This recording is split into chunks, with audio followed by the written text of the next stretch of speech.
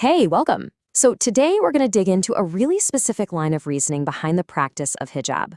We're not trying to cover every single angle here. Instead, we're going to break down the internal logic of one particular argument, step by step, straight from the source material.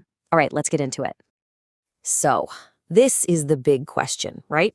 Everything we're about to look at is designed to answer this one central thing. From this specific viewpoint, why is hijab, the practice of modest dress, seen as absolutely necessary for women? And here's the answer, right at the heart of it all. The main purpose of hijab is seen as a tool, a mechanism, to protect the family. But as we're about to see, that's really just the first domino to fall in a much longer chain reaction. Okay, so why this intense focus on the family unit? Well, according to this argument, stable families aren't actually the final goal. They're seen as the critical building blocks for something way bigger, a peaceful society. And what's the point of a peaceful society then? It's all about creating an environment where people can actually focus.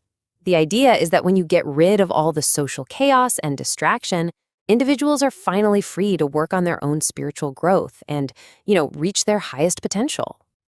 So here it is, the whole logical chain laid out for us.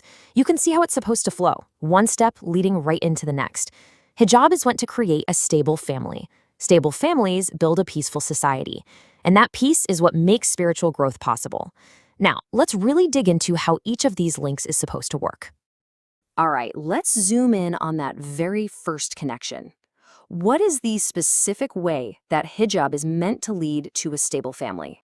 The whole reasoning kicks off with a claim about, basic human nature. The source suggests that when men and women interact, it's just natural for emotional connections and attachments to start forming. So you can almost think of it like a protective shield. The argument is that hijab acts as a kind of boundary.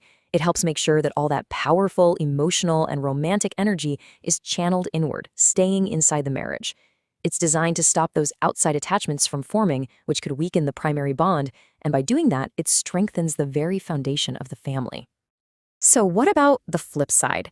To really get the argument, we have to look at what this perspective says happens when that family unit starts to fall apart. And wow, this visual makes the contrast so clear. On one side, you have the society that this argument connects to hijab, strong families, stability. But on the other, you see what happens when those family units get weaker. In this view, that leads straight to a rise in divorce rates. And get this, to back this up, the source makes a pretty striking claim.